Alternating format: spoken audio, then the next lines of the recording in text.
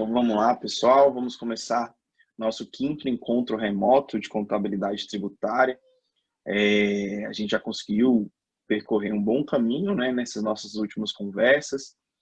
Falei com vocês que essa semana passada nós tratamos de ICMS e essa semana vamos falar de ICMS ainda, né? ICMS é um negócio muito vasto, muito complexo, que te dá uma margem de trabalho muito grande. Então esse é o motivo pelo qual a gente vai se estender no trato com o ICMS, né? E a gente não vai nem conseguir falar tanto assim de ICMS, a gente vai voltar a falar de ICMS quando falarmos do planejamento tributário, né? Mas ICMS é algo gigantesco, então é um curso específico só para ICMS. Então, a gente vai conversar o básico e o que realmente há de mais importante para vocês terem esse tipo de conhecimento. Então, é um dos impostos mais importantes, assim como nós conversamos na última aula. Tirando o imposto de renda é o imposto que tem maior índice de arrecadação, o ICMS vem logo atrás dele. Então, o ICMS é de uma grande importância e, além do mais, além dele ser muito importante, ele é muito complexo e, pelo fato dele ser de competência estadual, os estados possuem diferentes tipos de não incidências, por exemplo, de isenções. Então, isso faz com que, e diferentes tipos de alíquotas também para o serviço. Então, isso faz com que a vida do contador, né, a vida da pessoa que trabalha com tributos, se torne um pouquinho mais complexa, um pouquinho mais complicada. Então vamos lá, vamos voltar a falar de ICMS. Semana passada a gente já falou um pouco sobre o ICMS, agora a gente vai voltar a falar sobre o ICMS, né? Então vamos lá. Primeiro vamos falar sobre as principais características do ICMS. Primeiro, o ICMS é um tributo, é um imposto multifásico. O que significa dizer isso, né? Ele vai incidir sobre cada fase da circulação econômica da mercadoria. Então, quais são as formas que eu tenho de uma mercadoria passar a ter existência no Brasil? Ela vai ser importada, ou ela vai ser extraída, né, os nossos minérios, por exemplo, ou ela vai ser produzida. Então, ela tem existência no Brasil através dessas três formas. Então, daqui para cá, eu já tenho a incidência de ICMS. Então, eu importo o item e esse item vai para o importador, por exemplo, incidência de ICMS. Está lá na indústria, eu faço a produção de um bem, né? Eu compro matéria-prima para a indústria fazer esse bem, eu tenho incidência de ICMS. Extraiu produtos naturais, incidência de ICMS. Então, do importador ou da indústria para o atacadista, mais uma vez, ICMS. Por isso que ele é considerado multifásico. Então, a cada vez que eu tiver circulação dessa mercadoria, ele é considerado, eu tenho uma incidência nova de ICMS em cima disso. Do atacadista para o varejista, mais uma vez, ICMS é cobrado. E do varejista até o consumidor final, mais uma vez, o ICMS é cobrado. Então, eu posso dizer que, via de regra, com a única exceção, nós não vamos trabalhar sobre isso, mas só para título de curiosidade, nós temos ICMS sobre combustíveis que é monofásico. Então, tirando esse, todos os demais, o ICMS, por definição, por regra, ele é multifásico. Significa que eu vou ter incidência em cada etapa do processo de industrialização e comercialização. Então, eu tive o produto trocando de mão, né, onde há um certo tipo de circulação, eu tenho incidência do Imposto sobre Circulação de Serviço, o ICMS. Então, primeira característica, ele é multifásico. Segunda característica, ele é não cumulativo. A gente já conversou sobre isso semana passada. E por que eu vou falar de novo? Por conta da importância e da complexidade disso. Talvez você não tenha entendido muito bem a importância disso aqui, mas isso aqui está verdadeiramente uma grande possibilidade de você ganhar dinheiro no futuro, né? É você trabalhar com os créditos tributários, o ICMS como crédito, o ICMS que você tem a recuperar, o ICMS que você tem a recolher. Então, isso aqui é uma grande possibilidade de vocês trabalharem no futuro, né? E por conta de ser um pouquinho complexo, principalmente para aquelas pessoas que não tiveram contato com isso nos primeiros semestres do curso, isso aqui se torna um pouco complicado para entender, por isso que eu vou explicar novamente. Então, olha só que legal. Aqui eu falo que o ICMS ele é multifásico, tem a incidência em todas as etapas da comercialização. Circulou o produto, ICMS, eu tenho a incidência de ICMS. Então, o importador importou o produto de fora do Brasil, ICMS. O importador vendeu para o atacadista o mesmo produto, ICMS. O atacadista ou o distribuidor vende para o varejista, ICMS. O varejista vende para o consumidor final, ICMS. Então, eu tenho 1, 2, 3, 4 cobranças de ICMS no mesmo produto. Às vezes até mais, né? Mas no mesmo produto eu tenho a cobrança, a incidência de 4 vezes diferentes da incidência do ICMS. Por sua vez, apesar do ICMS ser multifásico, ele também é não cumulativo. O que isso significa dizer? Suponhamos, vamos trabalhar como se o ICMS tivesse uma alíquota de 20%. Tá bom? Para ficar um número redondo para ficar mais fácil. Então, suponhamos que o importador ele tenha adquirido esse bem, essa mercadoria de fora, por R$10. Portanto, ele pagou R$2 a título de ICMS. Tudo bem? O atacadista vai comprar desse importador. Suponhamos que ele tenha pago R$50. Desses R$50 vai ter incidência de ICMS. 20% em cima disso vai ser R$10. Então, olha que interessante. O importador já pagou R$2 de ICMS e ele está recebendo agora para ele fazer o recolhimento, porque ele é o contribuinte de fato, de direito, ele é o responsável por fazer o recolhimento do ICMS, ele é o contribuinte de direito, né, que vai efetuar o recolhimento. Então, olha que interessante. O importador Y, por exemplo, ele deve recolher R$10 de ICMS. De onde veio esses R$10? Porque o atacadista aqui comprou esse bem e pagou R$50 para ele. Desses R$50, 20% é a alíquota de ICMS, ou seja, R$10 é o ICMS dessa transação. Quem faz o recolhimento é sempre quem está vendendo. Então, pensa comigo, vamos comigo. O importador Y, ele vai, obrigatoriamente, ele vai efetuar o pagamento, o recolhimento do ICMS. Só que aqui, ele já recolheu R$2. Então, significa dizer que ele já antecipou o pagamento de R$2. Então, o que vai acontecer? No final das contas, o importador Y, ele não vai recolher R$10, ele vai recolher quanto? 8. Por quê? Porque ele já fez o recolhimento de 2 no passado. Então, 8 mais 2, o ICMS até agora é R$10. A diferença é que em determinado momento o importador pagou R$2 de ICMS e no futuro, quando ele fez a venda daquela mercadoria, o atacadista pagou R$10 para ele a título de ICMS. Então, por conta do ICMS não ser cumulativo, né, quando eu compro uma mercadoria, eu estou gerando um crédito tributário. E eu só vou pagar, né, ter uma despesa, não uma despesa, né, eu só vou fazer o recolhimento do ICMS em que momento? No momento da venda. Só que quando eu estou vendendo, igual nesse caso aqui, que eu estou vendendo por R$50, eu já recolhi R$2 no passado. Então, eu não preciso recolher 10, porque senão eu estou fazendo 2 vezes. Eu estou tendo um ICMS 2 vezes em cima do mesmo produto. Isso não pode acontecer porque o ICMS tem características de não cumulatividade. Tudo bem? Então, vou prosseguir. Qualquer dúvida é só me parar, por favor. E obrigado, Davidson. Então, vamos lá. O atacadista, ele compra a mercadoria para fazer a sua revenda. Então, ele comprou essa mercadoria por 50.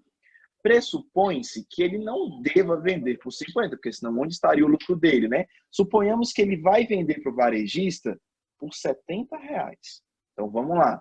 Ele comprou por 50 e vendeu por 70. Mais um detalhe. Tem ICMS nessa transação? Temos ICMS nessa transação. 20% de R$70, R$14.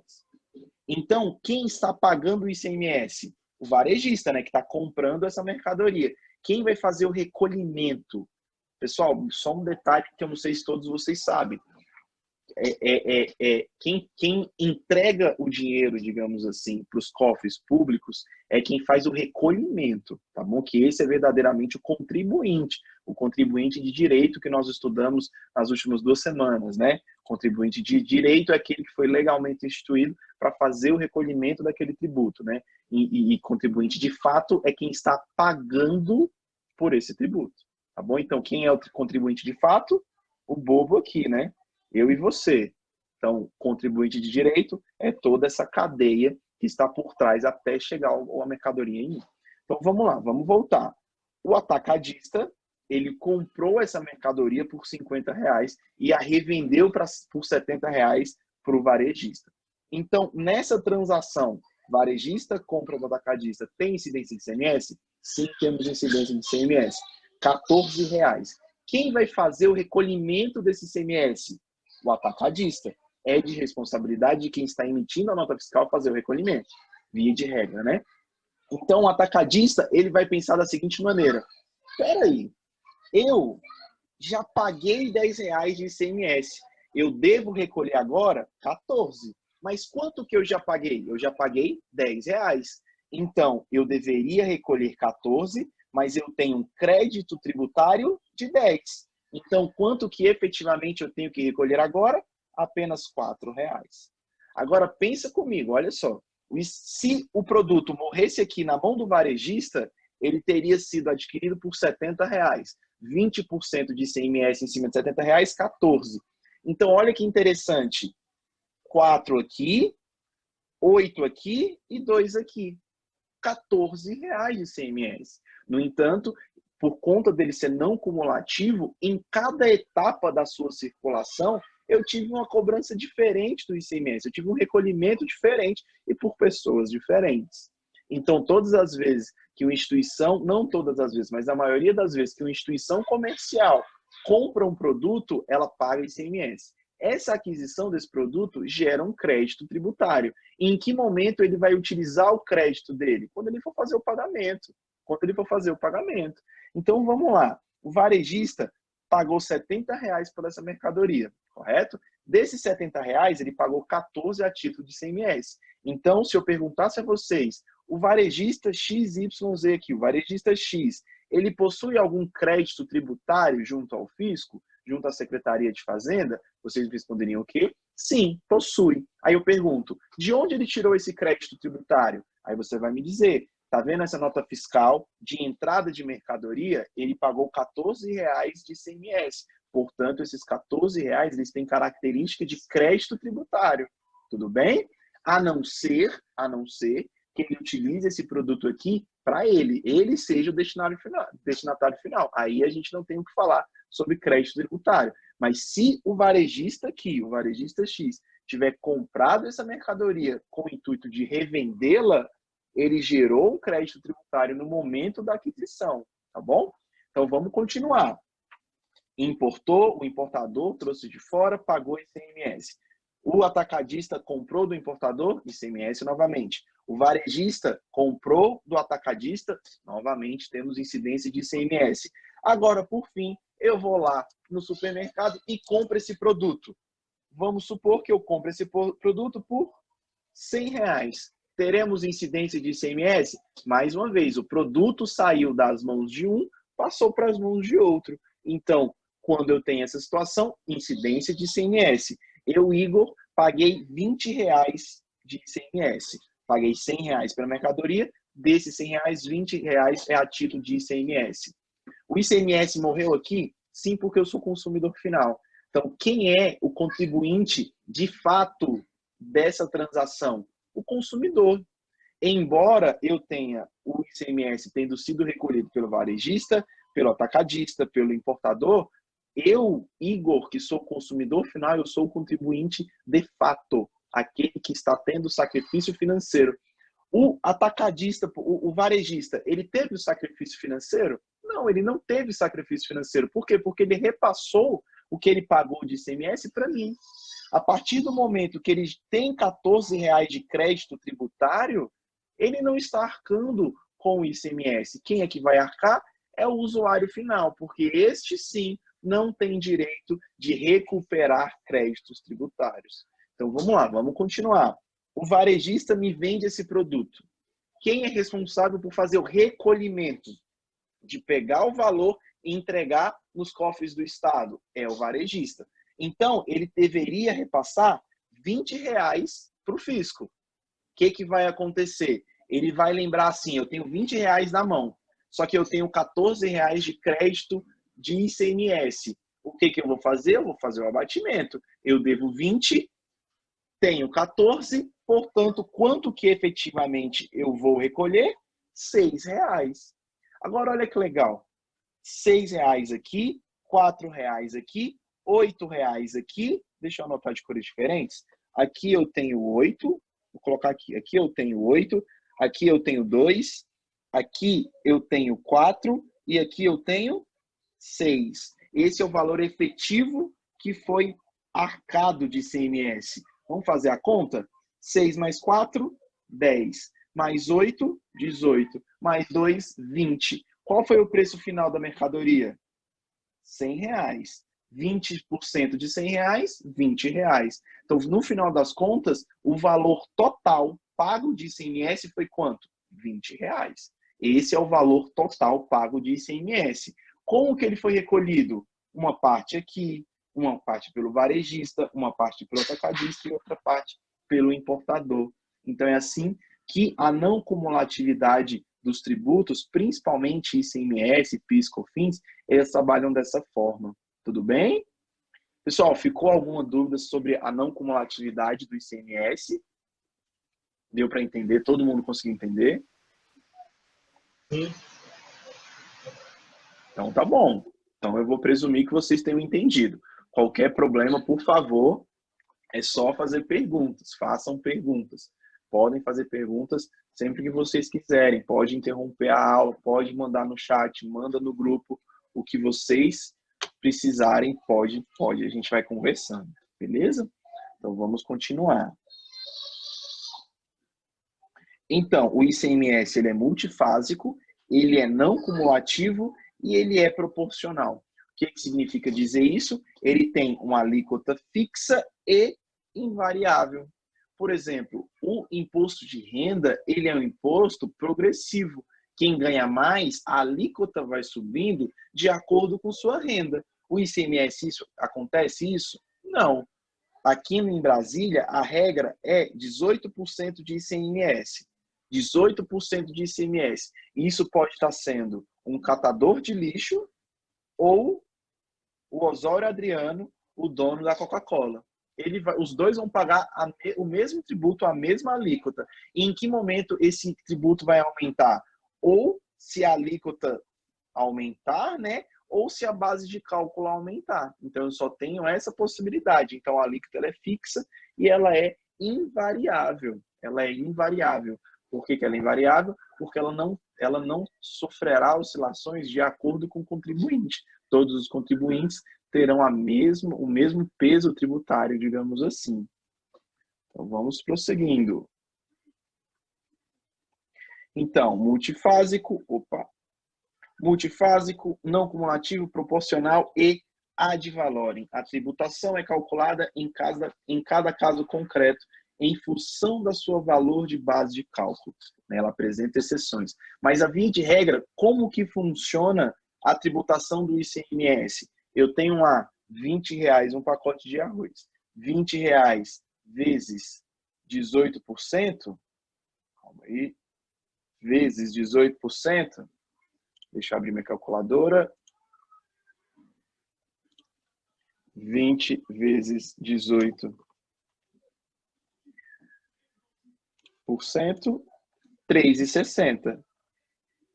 Ponto. O ICMS funciona exatamente dessa maneira. Posso aumentar? Posso. Quem é responsável por fazer o aumento? O Estado. O Estado que eu digo, os estados mesmo, né? Então, se o DF quiser aumentar essa alíquota do ICMS, ele pode? Pode. Ele só tem que fazer um projeto. Deve existir um projeto de lei e esse projeto de lei tem que passar na Assembleia, na Câmara Legislativa, né, com os nossos deputados distritais. Os deputados distritais dando o seu aval significa que nós, sociedade, estamos concordando com aquilo. Então, pode sim ser feito a sua majoração, né? Mais um conceito para ficar na cabeça de vocês. Quando vocês ouvirem falar em majorar tributo, significa o quê? Aumento de tributo, aumento da alíquota daquele tributo. Sempre mediante lei. Nada pode ser feito se não for mediante lei, né? Então, vamos continuar. Já vimos isso aqui. Agora, o ICMS ele é indireto. Existe a ocorrência do fenômeno da repercussão. O contribuinte indicado na lei do tributo tem condições de repassar a carga tributária a uma terceira pessoa, que, em regra, é o consumidor final. Então, a característica do ICMS de ser indireto faz com que exista um contribuinte de fato. Quem que é o contribuinte de fato? Eu e você, consumidor final. Então, todas as vezes que eu compro um produto como consumidor final, sem o objetivo comercial para revendê-lo, né, eu sou consumidor final. Então, eu sou contribuinte de fato. O ICMS morre em mim. Mas, em algum momento, uma empresa pode ser contribuinte de fato também? Sim, pode, né? Desde que ela seja consumidora final. Então, se a sua empresa, a empresa que você trabalha, comprou, sei lá, um computador para si, vai pagar ICMS? Vai. Ela pode, vai existir o fenômeno da repercussão? Não, porque a sua empresa, ela está consumindo, né? Ela é o consumidor final desse produto. Então, ela pode ser o contribuinte do ICMS, o consumidor, ela pode ser o contribuinte de fato do ICMS? Pode sim. Então, para ficar bem claro, quem pode ser contribuinte do ICMS? Eu sou contribuinte do ICMS? Sou o contribuinte de fato. Quem pode ser o contribuinte de direito? O contribuinte que faz o recolhimento do ICMS para o Estado. São só as pessoas que trabalham, que o objetivo é compra e venda de mercadorias. Se eu, Igor, comprei essa caneta e o Davidson se interessou, eu falo, não, eu te vendo ela. Eu já não quero mais ela. Vai haver incidência de ICMS nisso? Não, não vai haver incidência de ICMS. Mas à medida que eu, Igor, começar a comprar canetas para comercializar, né, e isso for feito de forma frequente, eu vou ter que recolher ICMS? Sim, porque eu já me torno um contribuinte de direito, eu já vou começar a fazer o recolhimento desse ICMS. Até que eu tenha também o direito de repassar, né, de repassar para o contribuinte, de fato, de repassar para o Davidson, por exemplo, os encargos tributários, né, todo o sacrifício, né, o peso que existe do tributo sobre determinado bem, sobre determinado produto. Então, vamos continuar. Agora vamos falar do fato gerador do ICMS, né? Imposto sobre circulação de mercadorias e serviços. Então, fato gerador traz em sua hipótese de incidência, só mais uma vez, a gente já conversou sobre isso, diferença do fato gerador e hipótese de incidência. Hipótese de incidência é aquele negócio previsto na lei, no campo das ideias. Quando aquilo acontece, isso vira um fato gerador. Está lá na lei que institui IPVA. Qual que é a hipótese de incidência do IPVA? É posse de um carro. Então, essa é a hipótese de incidência. Alguém comprou um carro, está efetivamente cumprindo aquela hipótese de incidência, ela se torna um fato gerador. Então, vamos lá. Fato gerador traz em sua hipótese previsão abstrata e genérica estabelecida em lei aspectos relevantes que permitem sua perfeita identificação. Então, isso aqui é interessante a gente conversar. Então, vamos lá, olha só. Quais são as características do fato gerador do ICMS? Primeiro, eu vou ter um aspecto objetivo material, ou seja, a ação de alguém. Então, geralmente, o que é o aspecto objetivo ou material do ICMS? É a transferência, a posse de determinado bem para uma outra pessoa. Então, é a compra, é a venda, é a transferência, a circulação daquela mercadoria. Então, isso faz com que eu tenha o fato de gerador do ICMS, ele exista. Então, o aspecto objetivo material, né, do ICMS é isso, é a venda, é a compra da mercadoria. Aspecto subjetivo ou pessoal determinação dos sujeitos ativo e passivo da obrigação tributária. Então, quem que é o sujeito ativo da obrigação tributária? Quem é? É o Estado. E quem é o sujeito passivo da obrigação tributária? O contribuinte. Né? Aquela pessoa que vai fazer o recolhimento, ou aquela pessoa que vai pagar pelo tributo. Né? Então, esse é o contribuinte passivo, é que está sofrendo a cobrança do imposto. Aspecto quantitativo, formado pela base de cálculo e uma alíquota. Base de cálculo do IPVA, por exemplo, é o valor venal do carro. Essa é a base de cálculo. E a alíquota, 3,5%. Então, o valor quantitativo é o valor, né, que eu efetivamente terei que pagar quando for transformados em valores monetários. Então, é composto pela base de cálculo e de uma alíquota. Aspecto espacial é o local de origem em que isso está acontecendo. Por que isso aqui é importante que a gente saiba? O aspecto espacial, ele é o local de origem. Então, se eu estiver comprando um produto de São Paulo, onde que nasce o fato gerador? É no lugar de origem, vai nascer no estado de São Paulo. A gente viu semana passada que em casos em que eu, Igor, estou comprando essa mercadoria para revenda, aliás, desculpa, eu sou contribuinte final, né, o consumidor final, eu, Igor, comprei um produto no site da Polishop. Qual é o aspecto espacial? São Paulo, que é onde a Polishop está localizada. O Estado de São Paulo vai repassar uma parte desse tributo para o DF, para Brasília? Sim, nós até aprendemos como que é feito o cálculo, né? A gente viu que existe uma tabela, né, de ICMS interestadual e que quando há essas transações entre os estados, como que se deve proceder, né? Tudo isso para que a gente traga mais equidade nessa relação. Então, vamos continuar. O aspecto espacial é o local de origem, né? E o aspecto temporal é determinado pela data que o fato gerador ele encontra-se, ele efetivamente aconteceu. Então, no momento em que ele sai da posse de fulano e passa para o ciclano, eu tenho o aspecto temporal. Então, é basicamente assim, né? O aspecto objetivo ocorreu, houve a venda. O subjetivo, quem são as pessoas envolvidas, quem está comprando e onde esse negócio está acontecendo, né? Onde que eu digo e em que estado que está acontecendo, porque o estado do DF, ele é o sujeito ativo, o estado de São Paulo é o sujeito ativo e assim por diante. Aspecto quantitativo, responde a pergunta quanto que vai ser pago. O aspecto espacial, onde se iniciou, e o aspecto temporal responde a pergunta de quando que se deu o fato gerador. Beleza, pessoal? Então vamos prosseguir. Vamos lá com um exemplo.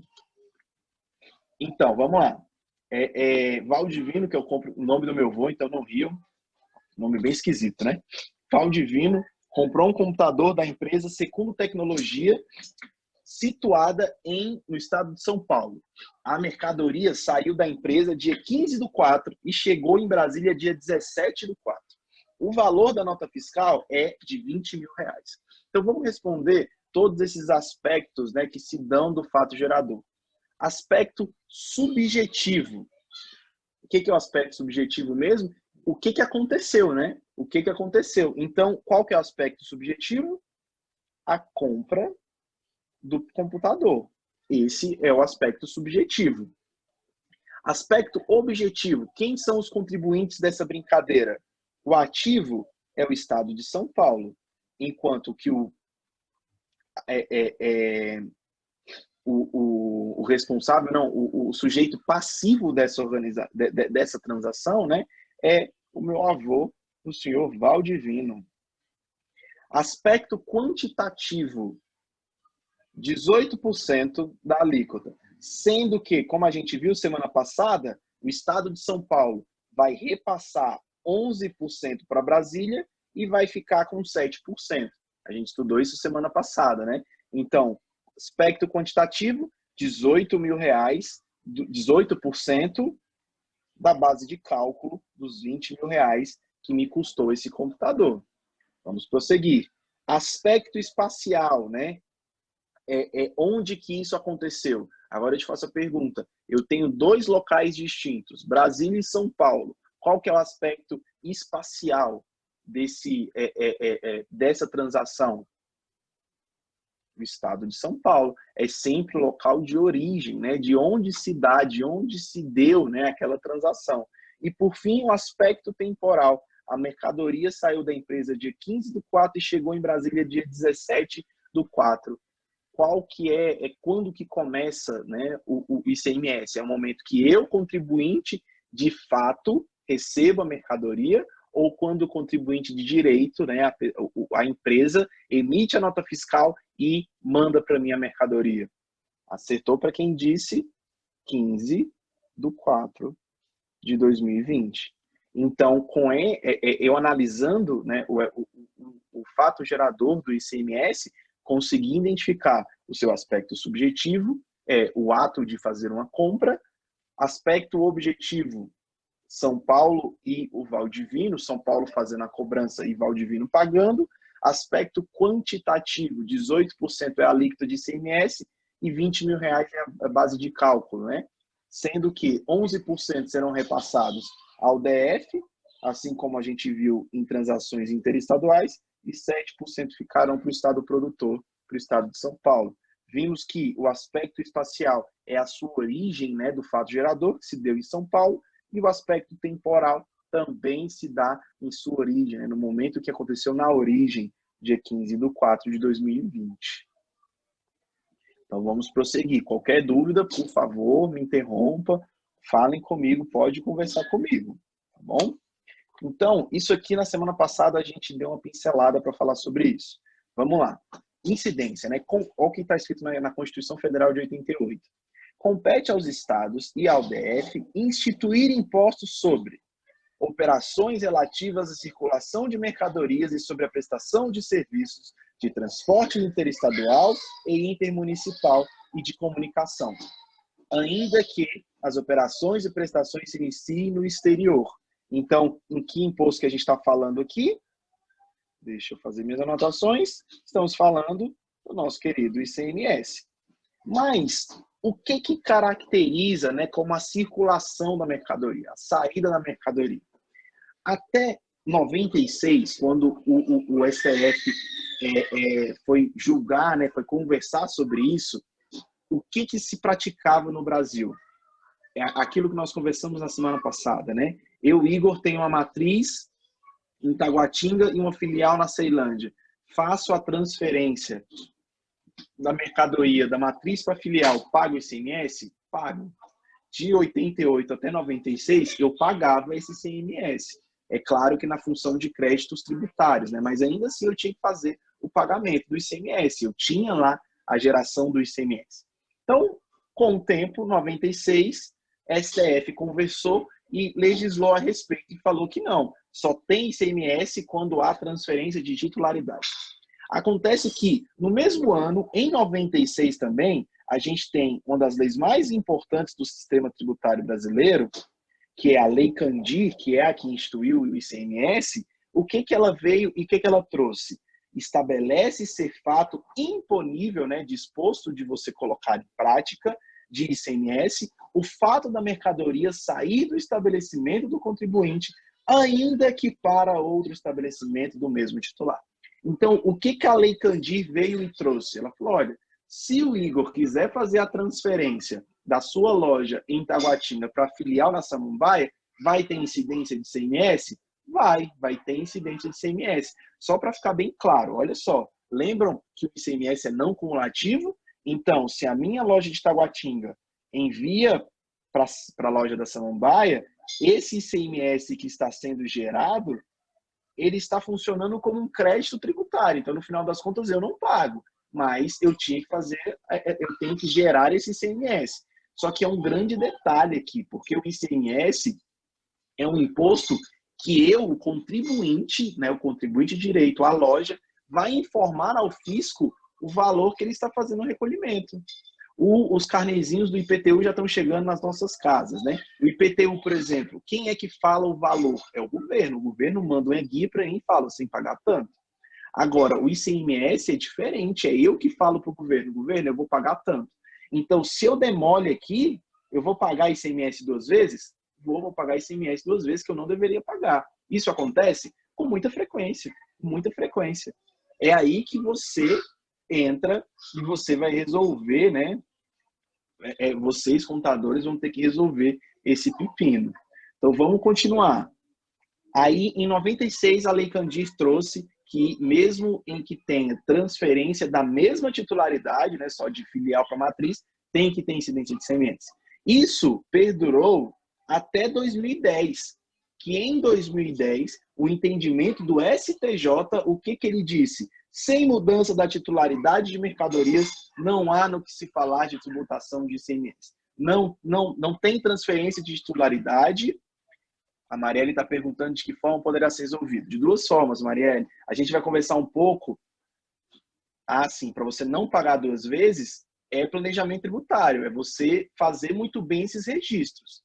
Então, para você não pagar duas vezes, é você ter todas as notas fiscais condensadas num sistema, num software, te mostrando quanto que você tem de crédito tributário e numa outra você mostrando quanto que você efetivamente teria que pagar. Então, você tem que ter o registro de todos os seus créditos tributários.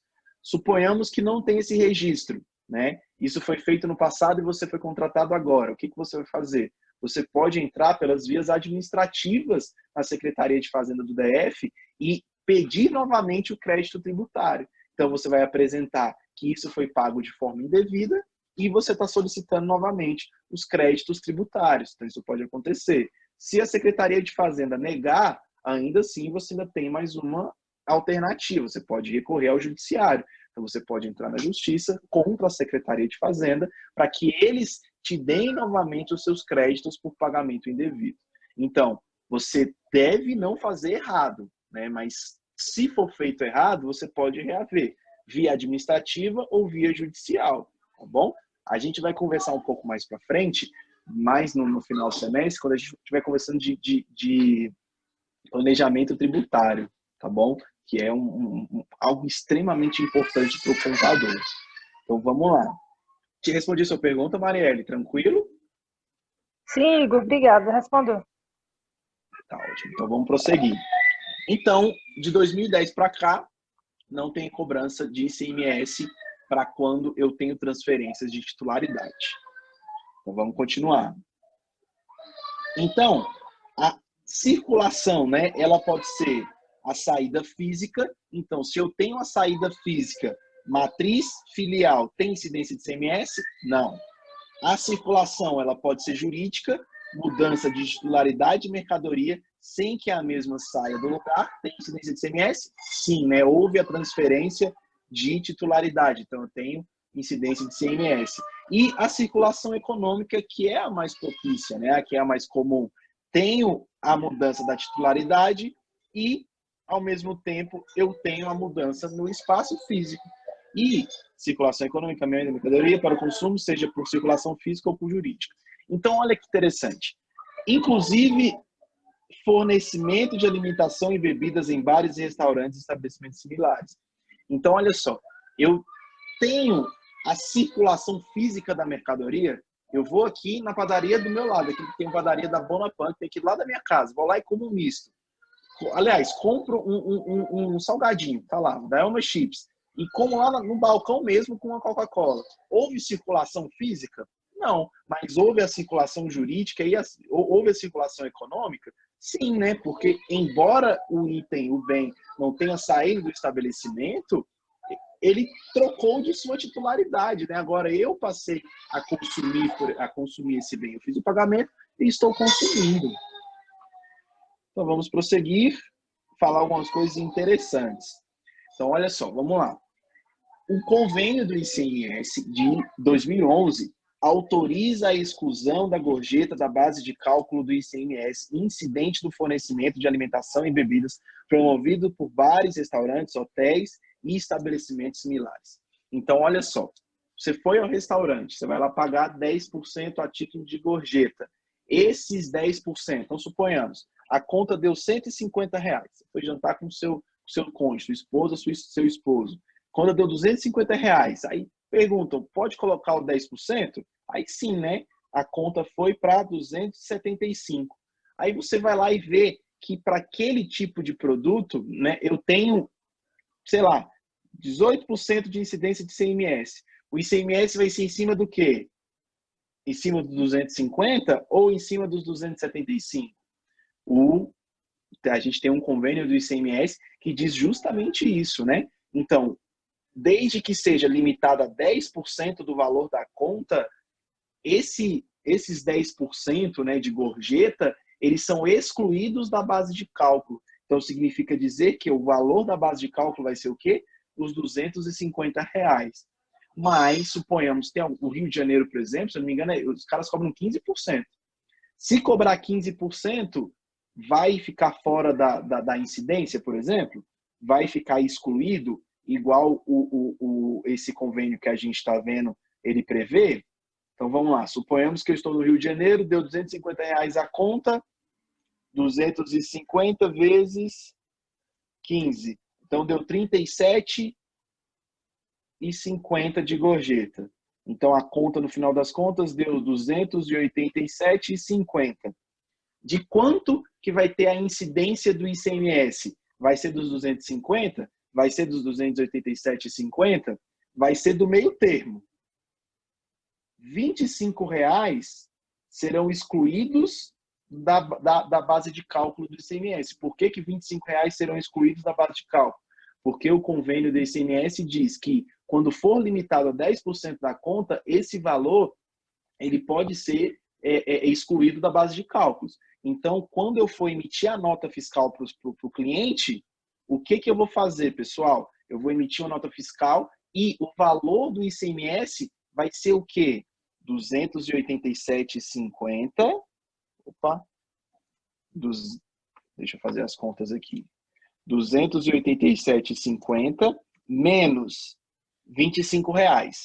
Então, qual que vai ser a base de cálculos do ICMS? 262,50. Não sei se ficou claro na cabeça de vocês. O que eu estou querendo dizer aqui? Nesse exemplo específico, é 15% de gorjeta. O convênio autoriza 15% de gorjeta para exclusão da base de cálculos do ICMS? Não, ele fala que o limite é 10%.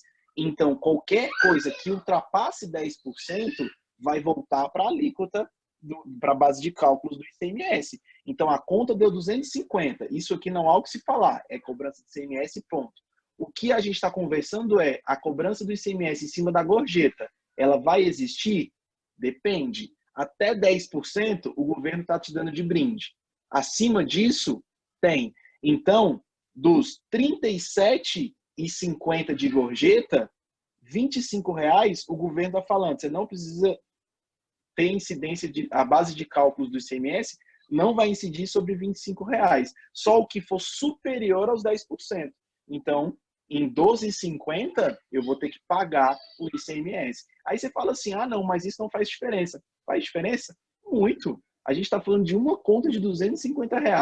Imagina o faturamento de um restaurante, de um bar, de um hotel durante todo o mês. Agora imagine isso durante o ano inteiro. Então, se o contador não ficar atento a essas especificidades, o contribuinte, né, a empresa, vai começar a pagar tributo que ela não deveria.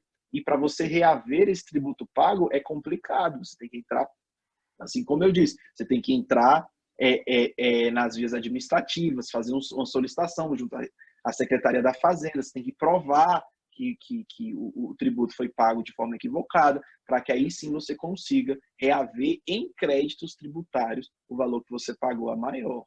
Então, dá um baita trabalho. Tudo bem com isso? Ficou claro? Então, vou prosseguir. Vamos lá.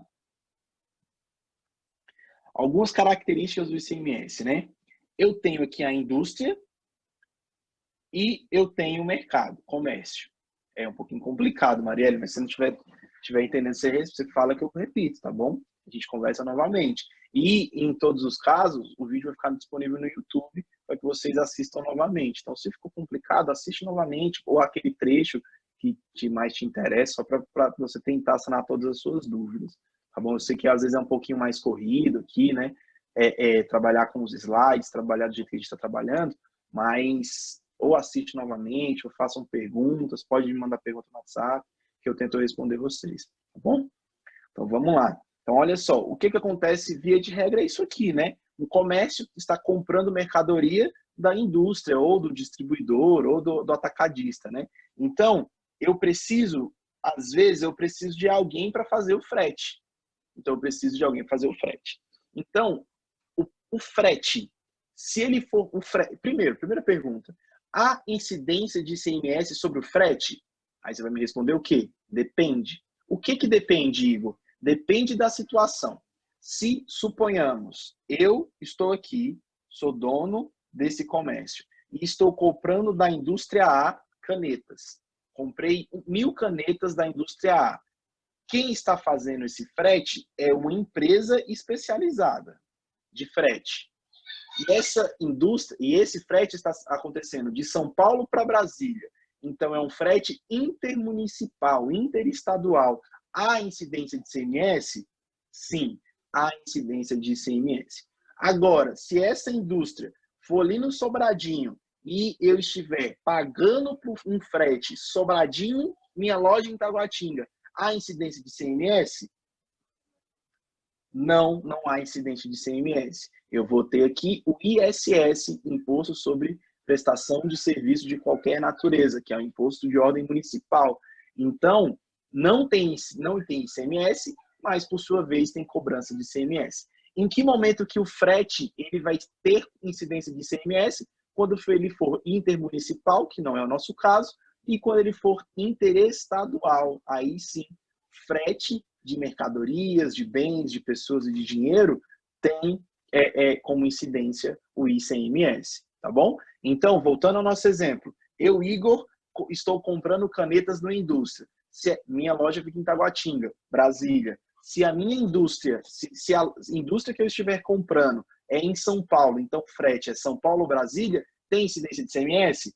Tem incidência de ICMS. Se a indústria for em Sobradinho, dentro do mesmo estado, dentro do mesmo município, tem incidência de ICMS? Não, não tem incidência de ICMS, tem incidência de ISS. Agora, eu, Igor, fui lá com o meu carro e peguei a mercadoria em São Paulo. Tem incidência de ICMS? Não, não tem. A indústria que eu estou comprando essa mercadoria, ela por si só, ela não contratou nenhum terceiro. Ela faz o frete, ela está fazendo o frete. Tem incidência de ICMS? Também não. Então, se o frete da carga for por conta do comprador ou do vendedor, eu também não tenho incidência de ICMS. Em que situação o frete incorre ICMS? Quando for uma empresa especializada e o frete for feito interestadual ou intermunicipal. Todas as outras possibilidades não tem ICMS na jogada. Pode ter um outro imposto, mas ICMS não tem. Então, você foi lá, errou e pagou o ISS ao invés do ICMS. Vai dar problema para você? Vai dar problema para você. Você vai ter que pagar o ISS e depois solicitar crédito tributário por pagamento indevido do ICMS. Vai ser um pouco mais fácil, mas vai dar problema. Então, se você não ficar ligado, pode dar problema. Ah, Igor, em que momento que dá problema? Eventualmente, você vai ser fiscalizado por um auditor do fisco, da Secretaria de Fazenda. Quando o auditor bater o olho nisso e ver, você pagou ICMS, você está errado. Vou te aplicar uma multinha aqui para você ficar esperto. Ah, não, mas não foi culpa minha, foi culpa do meu contador. Senta e chora. Você paga a multa e depois briga com o contador. É isso que acontece. Tudo bem? Então vamos prosseguir. Qualquer coisa, me parem, por favor. Prestação de serviço de transporte, o ICMS, né? Prestação de serviço de transporte de pessoas, bens, valores e mercadorias. Então, suponhamos, comprei uma mercadoria vindo de São Paulo e vai até o DF. Você concorda comigo que ela vai passar? Eu nem sei por onde ela vai passar, mas suponhamos, ela passe por Minas, com certeza vai passar pelo Goiás e chegue no DF. Então, eu tive 3 estados. Quem são os envolvidos? Eu vou pagar ICMS para os 3? Para os 4, na verdade, né, que ainda tem o DF? Não. Então, esses 2 são ignorados, porque só o que interessa é o início e o fim do trajeto, tá bom? E esse frete, esse transporte, ele é só terrestre? Não. Transporte aéreo, terrestre, marítimo ou fluvial. Teve transporte, né? Você colocar em cima de um burrinho, em cima de um jegue, de um cavalo, vai ter incidência de ICMS? Vai ter incidência de ICMS, tá bom? O que importa é transporte de pessoas, bens, valores e mercadorias tem incidência de ICMS. Então, você pegou um ônibus daqui para São Paulo, vai ter ICMS? Vai ter cobrança de ICMS. Só que olha o detalhe. Um tempo atrás, o STF julgou o seguinte, que isso era muito frágil, né? Então, ele falou o seguinte, que transporte aéreo de pessoas não tem incidência de ICMS. Por vários motivos, né? Que não tem como ser cobrado de uma forma justa, não tem como você definir quem é o contribuinte. Então, para o transporte de pessoas, não tem cobrança de ICMS. Então, se você comprar uma passagem, você não vai pagar ICMS. Comprou uma passagem da TAM, Brasília, São Paulo, não tem incidência de ICMS. Aí, na época, não sei se foi o sindicato, se foi a Federação de Transportes Terrestres, pensaram assim, né? Pô, se de transporte aéreo não tem, vão entrar no STF também. Aí, o que o STF disse? Julga improcedente a ação que pedia fim do ICMS em transporte de passageiros. Então, olha que inconsistência, né? Se o transporte de passageiros ele for feito via aéreo, por avião, tem ICMS? Não tem ICMS. Mas, se o transporte for feito por vias terrestres, tem ICMS? Tem. Então, se você comprar uma passagem de avião para ir para São Paulo, não tem ICMS. Se você comprar uma passagem de ônibus para ir para São Paulo, você tem ICMS. Por que eu quis trazer esse exemplo? Esqueci o que eu ia falar. Os tributos brasileiros, né? O arcabouço tributário brasileiro, ele é repleto de entendimentos da STF e do STJ. Faz sentido isso que eu acabei de falar para vocês? Não faz sentido nenhum, mas isso existe. Assim como isso existe, inúmeros outros dispositivos também acontecem da mesma maneira. Então, por isso que o profissional de tributos, né, o profissional tributário, ele é tão exigido. E dificilmente você vai encontrar um cara que seja bom em ICMS e ele trabalhe no comércio, ele trabalhe na farmácia, na padaria, no marceneiro, ele trabalha, sabe? Geralmente as pessoas se especializam.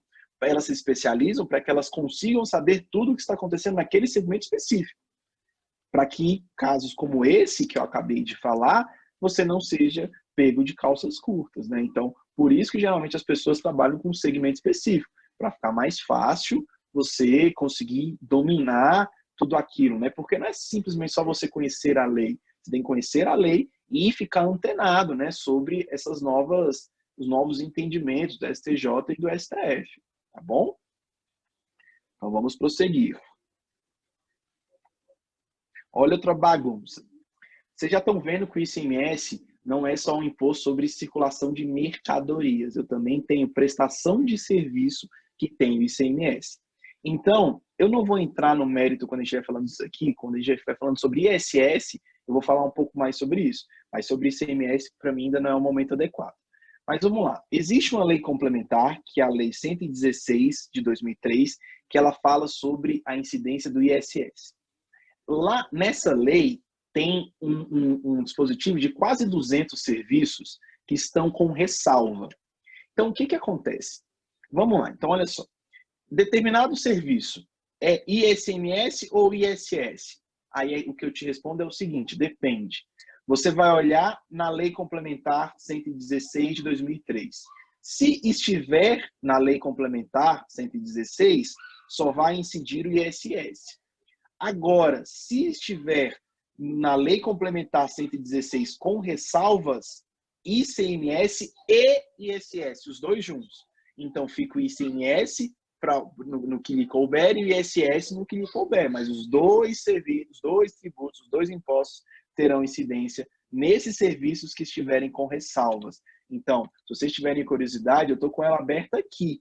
Então, é só vocês entrarem no Google e colocar Lei Complementar 116 de 2003, que vai aparecer para vocês. Só para vocês terem aqui, prótese sob encomenda, por exemplo. prótese sob encomenda é um serviço que vai gerar tanto ICMS quanto ICMS. Tanto ICMS quanto ISS. Então, ISS sobre o fazer, né, a prestação de serviço, o ICMS em cima daquele produto que você está entregando para o cliente. Então, olha como é complexo, né? Como a tarefa do contador é complexa. Alguém vai perguntar alguma coisa? Então, vamos lá, vamos prosseguir. Se quiser perguntar, é só parar, pessoal. Então, olha só. Prestação de serviço que estiver na lei complementar, só incide ISS. Se estiver lá no anexo que fala sobre as ressalvas, vai ser ICMS e o ISS. E se for uma prestação de serviço que não estiver na lei complementar 116 de 2003, vai ser só o ICMS. Então, o que não estiver nessa lei, a gente vai ter incidência do ICMS.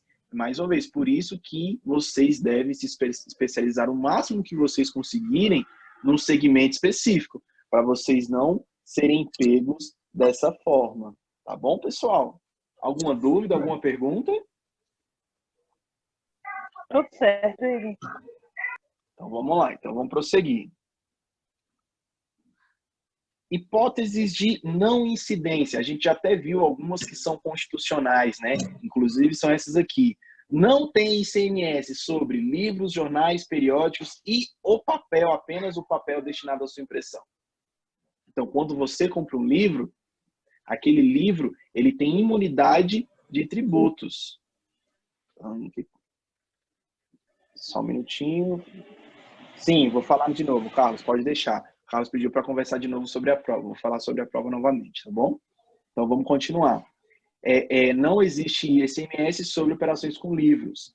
Também não existe ICMS sobre prestação de... sobre exportações. Não tem ICMS sobre exportações. Só que a parte legal sobre exportação é que você tem a manutenção do crédito tributário. Então, pensa comigo, olha só. Eu, Igor, eu compro da indústria essa caneta. Então, suponhamos que eu paguei R$10 nessa caneta, consequentemente, 1,80, 18% de ICMS, então eu paguei 1,80 de ICMS, correto? Eu sou CNPJ, eu compro para revender. Então, por esse fato existir, essa caneta que eu estou comprando, o ICMS que eu estou pagando é um crédito tributário. Mas quando eu pego essa caneta e exporto, não tem ICMS nenhum aqui. Zero, ICMS zero.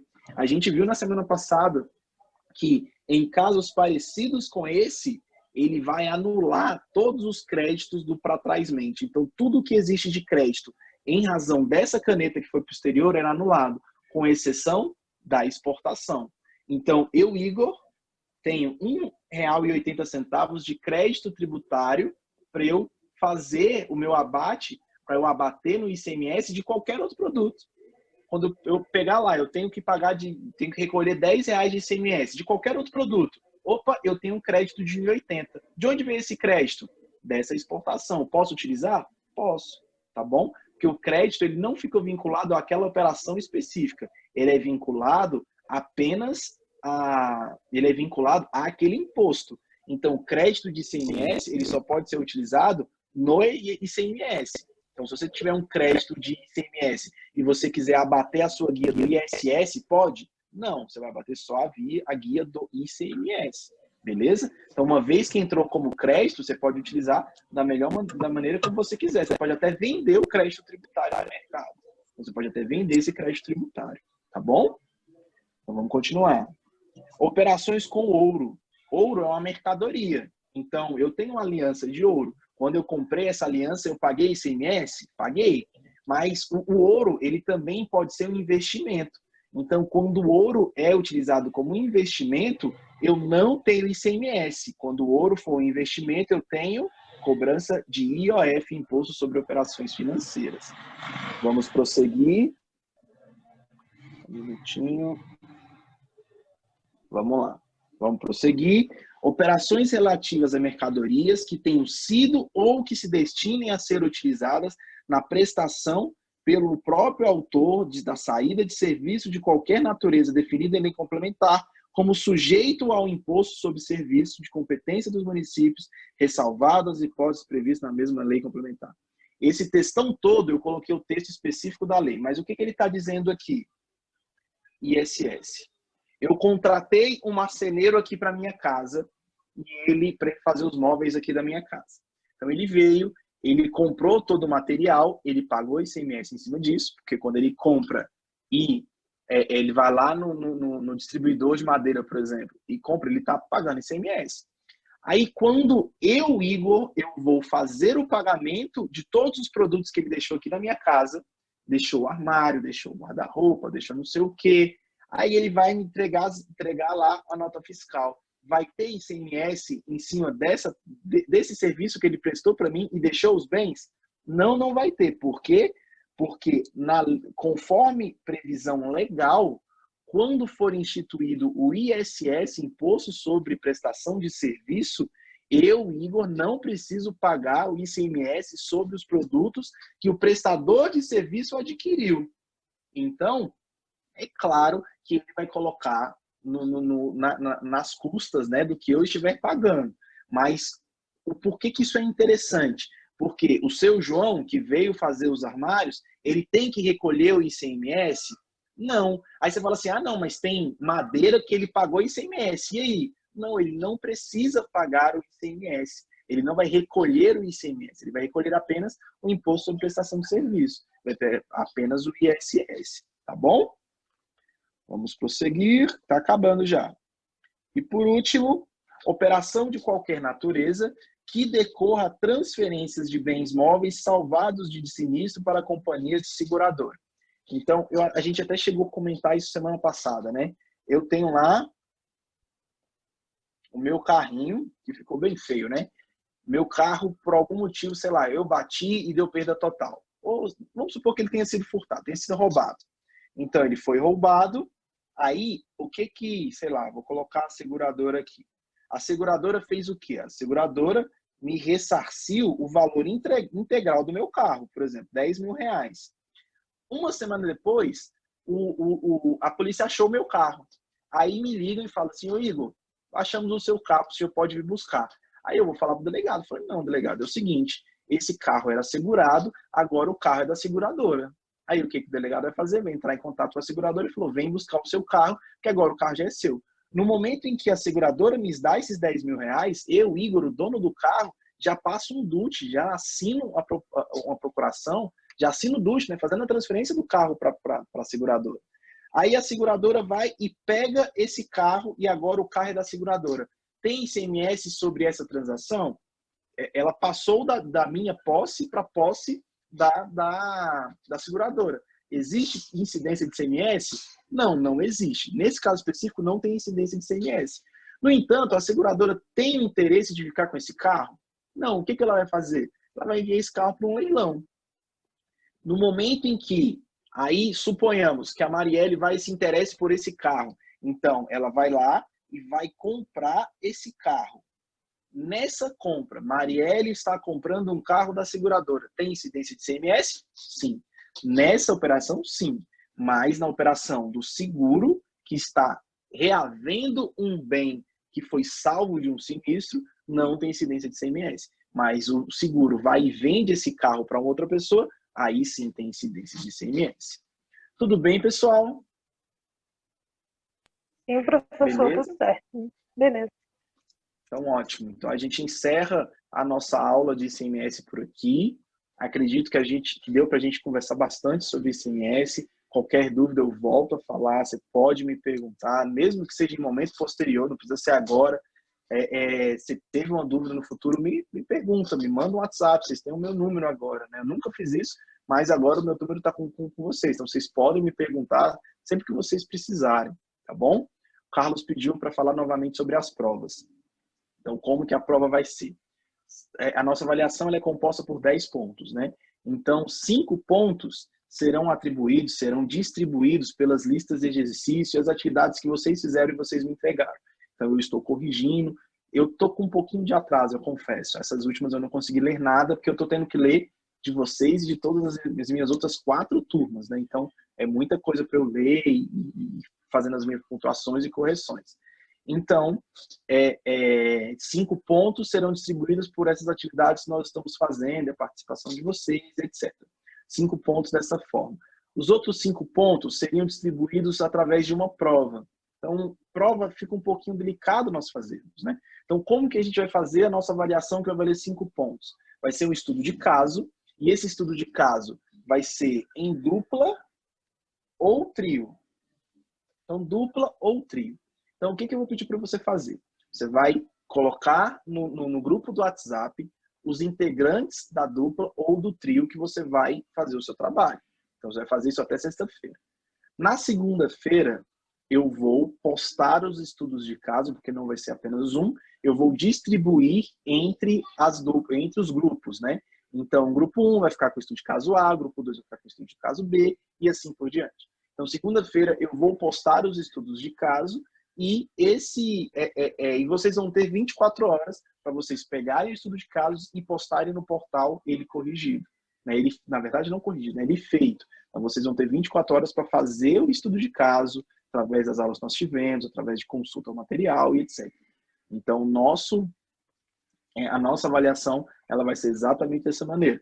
Então, só repetindo, vai valer 5 pontos, vai ser na segunda-feira, você vai ter 24 horas para você fazer a atividade e me mandar a devolutiva via portal, vai ser tudo por portal. Se você tiver problemas com o portal, você me avisa, que aí a gente faz por e-mail, não tem problema nenhum.